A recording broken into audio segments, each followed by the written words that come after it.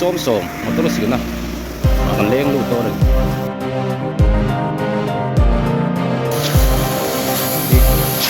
di silna ka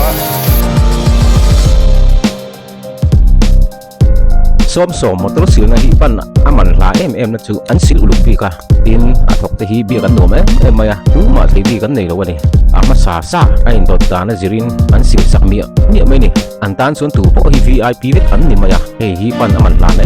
ania customer care an nei tha mai ni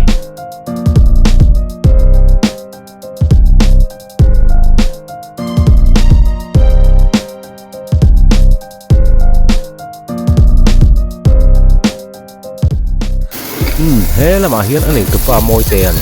tak lo sil me ka biang na hun toi te kan nei dok don ani ka sabuni nei le don ne hal tak on ka ak nuai hi hal tak bok ti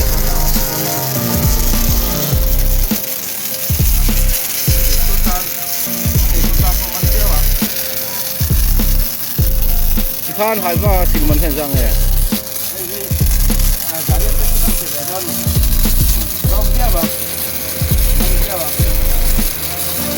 Riết rin anh tôm đấy mấy à tháo tập ngày tôi là tôm đấy mấy cụ chỉ silman khá ra thì rồi car khu chung tên này teng zali car scooty za wan truck hi teng zariat ani chung danga chun teng sang khat te di kelai mun chu ti top khop mai pan phau ta ka ni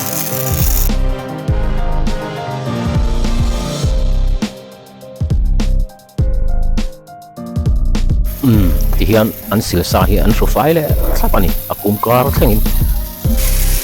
kelai mun hi Chhiahtlang le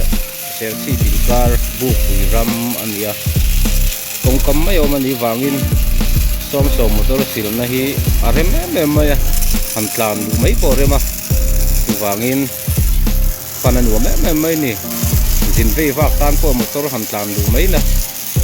mun wa mai mun rem mai ni wangin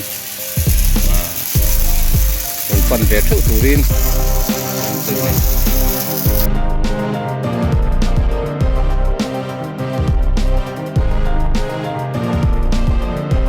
khi tilai ti Bukpui pan sawna nia marla matang Bukpui sawna ni helai bun so lama chim so lai loka son Bukpui helai kong pui zela hin Bukpui ma kan oi ni khatai hen khen thei mai ani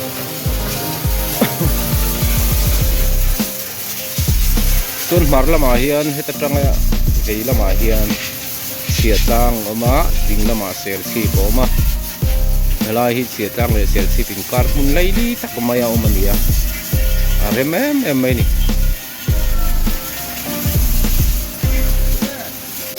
tu lai zol tu ai ku petrol pump tu ania kain petrol pump nom lenga arem le zol don mai ni